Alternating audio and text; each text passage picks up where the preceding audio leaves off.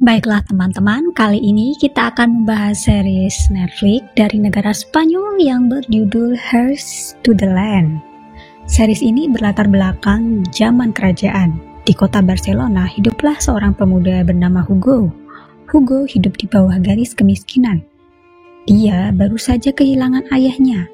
Kakak perempuannya mencoba menjadi biarawati dan ibunya menjadi pembantu. Hugo bekerja menjadi buruh di sebuah pabrik pembuatan kapal.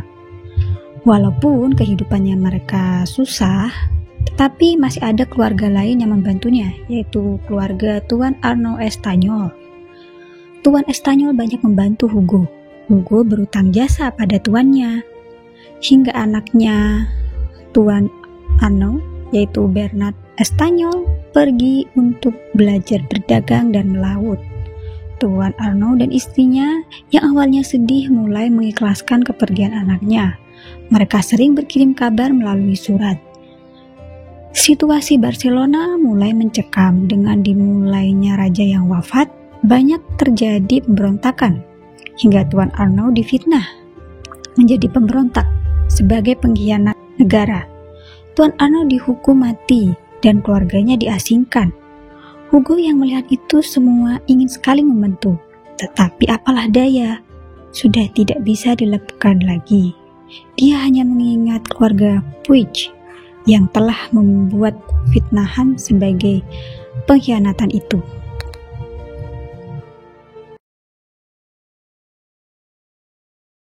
Nyonya Arnau sekarang sakit parah. Dia tinggal di sebuah rumah kecil yang dibantu oleh temannya orang Yahudi bernama Joseph Crescas. Hugo selalu berkunjung untuk menjenguk Nyonya Arnau. Nyonya Arnau selalu menanyakan keberadaan anaknya, yaitu Bernat. Bernat yang sudah sampai di kota Konstantinopel diusir oleh tentara di sana karena berita pengkhianatan keluarganya pada raja. Bernat pun pergi dengan tangan kosong. Keadaan Nyonya Arnau sangat mengkhawatirkan. Dia sudah sekarat dan akan menjemput ajalnya. Nyonya Arnau berpesan pada Hugo sebelum meninggal untuk selalu menjaga Bernat anaknya itu. Bernat yang sudah tiba di Barcelona segera pergi menemui ibunya, tetapi sudah terlambat. Ibunya telah meninggal.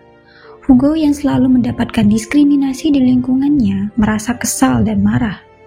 Dia ingin curhat ke kakaknya yang menjadi biarawati, tetapi tidak diperbolehkan untuk menjenguk kakaknya. Ibunya pun sekarang menikah lagi dan dibawa jauh oleh suaminya. Bernat yang bersama Hugo menceritakan kekesalannya dan berniat untuk balas dendam kepada keluarga Puig. Dia ingin menembakkan panah nanti pada acara parade. Saat akan menembakkan, Bernat ketahuan. Dia dihukum untuk menjadi budak kapal. Nasib Hugo pun sekarang dia mencoba peruntungan di keluarga Joseph. Dia menjadi buruh di perkebunan anggur milik keluarga Yahudi itu. Di sana dia bertemu wanita-wanita cantik bernama Dolça dan Regina. Dolça anak Joseph dan Regina teman Dolça. Wanita-wanita ini sepertinya sangat menyukai Hugo. Mereka sering berupaya untuk menarik perhatian Hugo. Hugo yang ternyata tertarik pada Dolça, tetapi karena perjodohan Dolça, dia tidak bisa bersama Hugo. Hingga mereka pun berdua akhirnya sepakat untuk bermain di belakang keluarga Dolça karena mereka berdua yang saling mencintai. Hugo mendapatkan resep membuat ramuan anggur yang bernama aquavite, ramuan yang manjur. Dan apabila meminumnya secara berlebihan, dia bisa menyebabkan kematian. Hubungan Hugo dan Dolça semakin dekat. Walaupun Dolça akan menikah, Hugo sempat menawarkan Dolça untuk kabur bersama, tapi Dolça menolak. Regina juga sempat melihat kebersamaan Dolça dan Hugo. Hugo pun pergi menemui ibunya. Ternyata ibunya tidak bahagia dengan pernikahannya sekarang. Dia mendapatkan KDRT dan membuat Hugo kesal. Ayah tirinya terus melarang Hugo untuk bertemu dengan ibunya. Hingga ibunya sakit, Hugo sempat adu mulut dan memperbolehkannya untuk menjenguk ibunya. Hingga ibunya meninggal, Hugo pun memberi kabar ke kakaknya bahwa ibunya meninggal. Pada suatu pagi terjadi kericuhan dan ternyata ada beberapa warga Kristen yang menjarah dan membunuh bangsa Yahudi sampai Dolsha dan ibunya terbunuh. Hugo pun melihat itu langsung dan dia marah. Dia ingin mencari siapa dalang dari semua ini. Hingga dia bertemu si keparat itu. Dibawanya ke pengadilan dan si keparat itu pun mati dengan hukuman gantung.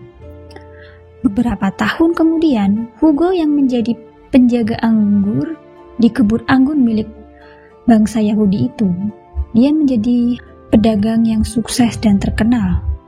Kabar itu membuat paus di lingkungan gereja ingin menjadikan Hugo sebagai tuan di kebun anggur milik gereja itu.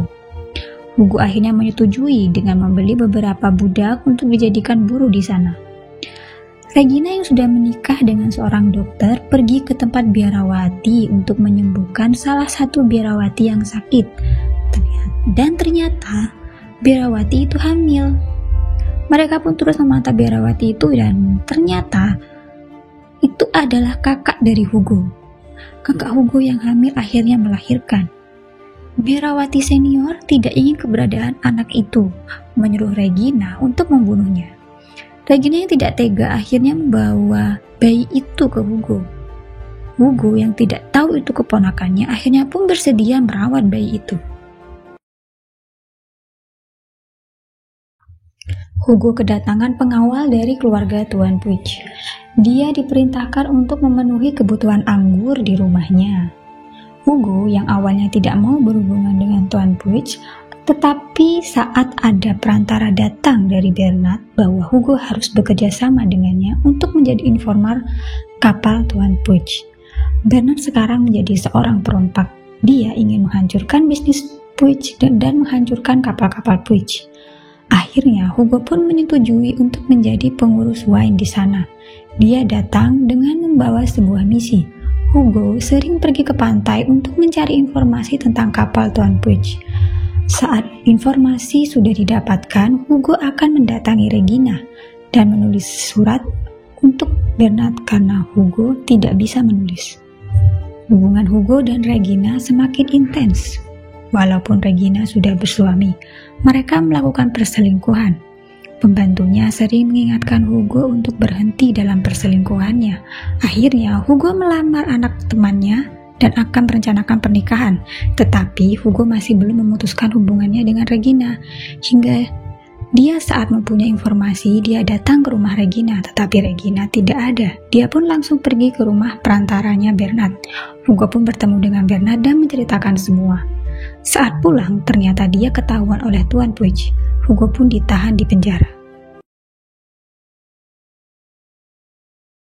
Regina yang mengetahui bahwa Hugo ditahan langsung pergi menemui Nyonya Puig dan meminta belas kasih untuk pembebasan Hugo. Nyonya Puig setuju. Dia meminta kepada raja untuk pembebasan Hugo. Hugo pun akhirnya bebas. Hubungan Hugo dan Regina semakin dekat. Regina yang tergila-gila dengan Hugo ingin segera menikah. Dia menjalani pembaptisan untuk menjadi Kristen, tetapi Hugo yang sudah mengurus pernikahannya dengan anak temannya ini harus membayar denda dengan penjaminan kebun anggurnya apabila pembatalan tunangan itu. Hugo memberitahu Regina tentang itu semua, tetapi Regina mengancam akan memberitahu Tuan Puig tentang surat yang selama ini dia tulis dan memberitahu Murcia, anak Hugo yang selama ini dia rawat, bahwa Murcia bukan anak kandungnya. Hugo yang marah tapi tidak bisa berbuat apa-apa, jadi dia memutuskan untuk membatalkan pernikahan dia dengan anak temannya, dan kebunnya pun akhirnya disita. Hugo pun menikahi Regina. Hugo bertahun-tahun menjadi pengurus wine di kediaman keluarga Puig. Dia yang bertemu dengan budak bernama Katerina, merasa iba dengan keadaan Katerina. Sedangkan Regina menjadi dokter pribadi keluarga Puig. Dia selalu bersama dengan orang-orang bangsawan di sana yang membuat dia seenaknya dan semena-mena dengan Hugo. Hingga saat Puig mengabarkan bahwa raja wafat tanpa penerus tahta, Puig memerintahkan Hugo untuk menjadi mata-mata kerajaan untuk menjaga anaknya yang ada di bawah pengawasan Puig. Hugo pun pergi ke istana. Dia bertemu dengan paus dan diberinya surat Tetapi surat itu tidak pernah sampai ke Puig hingga raja baru naik tahta, dan tanpa diduga-duga, panglima perang sekarang adalah si Bernard Estanyol. Melihat akan hal itu, Hugo pun segera bertemu dengan Bernard dan menyerahkan surat-surat yang selama ini dia simpan untuk menghancurkan Puig. Puig pun didakwa atas pengkhianatan terhadap raja dan membawa bukti surat-surat yang tidak pernah sampai ke Puig itu.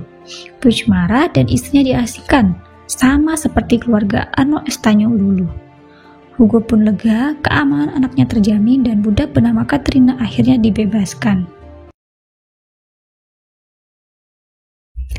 Regina yang pergi dan Katrina tinggal di rumah Hugo. Hingga surat pembebasan Katrina dari pembudakan membuat hubungan Hugo dan Katrina menjadi lebih intens. Merce, anaknya Hugo yang tinggal dengan Bernard di rumah Bernard. Sampai di suatu hari, akhirnya Merce menikah dengan Bernard. Barsha, si pengasuh Merce dari kecil yang ingin pergi ke pernikahan Merce, tidak diperbolehkan oleh Hugo karena dia yang kaum Moor. Kaum Moor sangat tidak disukai oleh pihak gereja. Tapi Barsha nekat masuk dan akhirnya di pernikahan Merce, Barsha pun ditangkap dan ditahan. Hugo dan Katrina yang menjadi keluarga dekat Barsha pun ikut terseret. Harta mereka disita dan menjadi gelandangan. Barsha yang melihat itu sedih. Dia ingin Bernard membebaskan Barsha, tetapi karena peraturan gereja, Bernard pun tidak mau. Barsha yang sedih dan mendiami Bernard. Bernard yang didiami itu akhirnya membuat keputusan untuk memberikan rumah untuk Hugo dan Katrina. Mereka membuka bisnis bar, tetapi Barsha tetap dipenjara. Beberapa bulan kemudian, Merce hamil dan akan melahirkan. Saat melahirkan, Bernard tidak ada di rumah.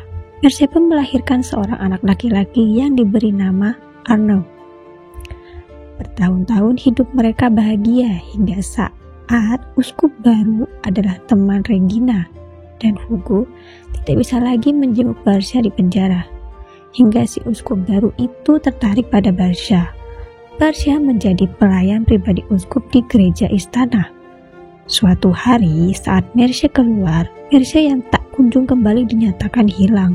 Hugo dan Bernard mencarinya. Sampai Barsha menyekap uskup itu dan menginterogasinya tentang penculikan Merce. Kebenaran Merce bukanlah anak kandung Hugo dan Merce adalah anak dari biarawati. Kabarnya Merce diculik oleh Regina. Hugo pergi ke gereja. Dia bertemu kembali dengan kakaknya, tetapi kakaknya bukan lagi kakaknya yang dahulu. Dia yang tidak menganggap Merce anak kandungnya dan tidak mau tahu keadaan Merce sekarang. Hugo yang sedih dan khawatir akan keadaan Merce di luar sana. Kabar yang mengatakan bahwa Merce anak biarawati yang tak dikenal ayahnya ini, atau bahasa kasarnya Merce anak iblis, sudah terdengar oleh uskup istana. Hugo yang mencari keberadaan Merce dengan mencari di mana Regina berada didahului oleh Bernard. Bernard pun menangkap Regina dan Regina dihukum dalam penjara. Uskup memerintahkan pernikahan Bernard dan Merce tidak sah karena latar belakang Merce yang kelam. Bernard pun akhirnya menikah kembali dengan anak pejabat istana. Istrinya yang baru ini tidak menyukai keberadaan anaknya, si Arnaud itu. Istrinya ini berniat untuk meracuni Arnaud, tetapi terlihat oleh bawahan Bernard yang setia. Katrina yang mendengar bahwa Regina yang dipenjara membutuhkan air, dia akhirnya berinisiatif untuk memberikan aquavite kepada Regina. Dengan memberikan banyak aquavite, itu bisa membunuh Regina. Hugo yang mengetahui keberadaan Merce pun segera menuju tempat itu. Di sana ada penjara bawah tanah.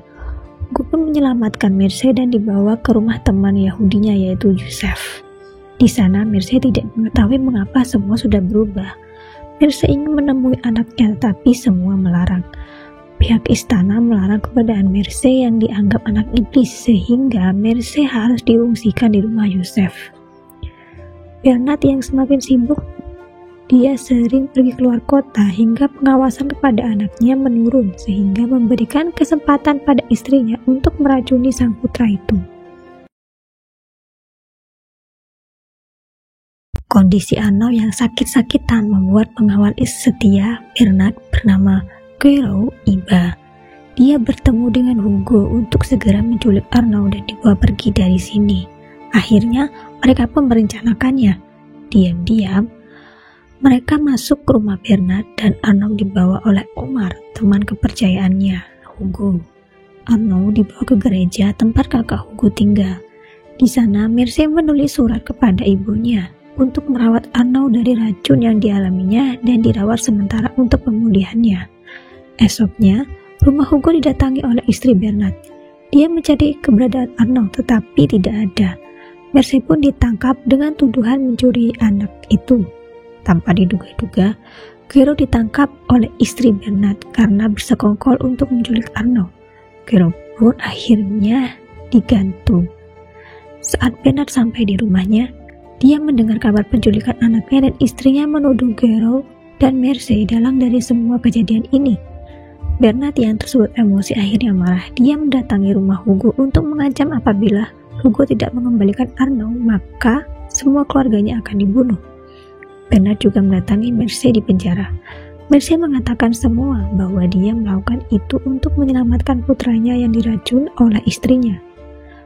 Bernard pergi ke gereja untuk menjemput anaknya. Hugo yang ada di sana meyakinkan Bernard bahwa apa yang dilakukannya selama ini untuk menyelamatkan Arnaud dan Guiraud dibunuh oleh istrinya.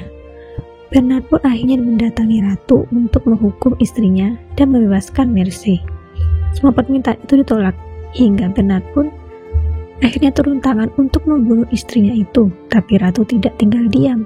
Dia dihalangi hingga terbunuh. Bernard pun akhirnya tewas. Beberapa tahun kemudian, Hugo akhirnya menikahi Katrina, dan kebun anggurnya yang dulu disita akhirnya dapat dimiliki kembali berkat surat wasiat dari Bernard. Mereka pun hidup bahagia setelahnya.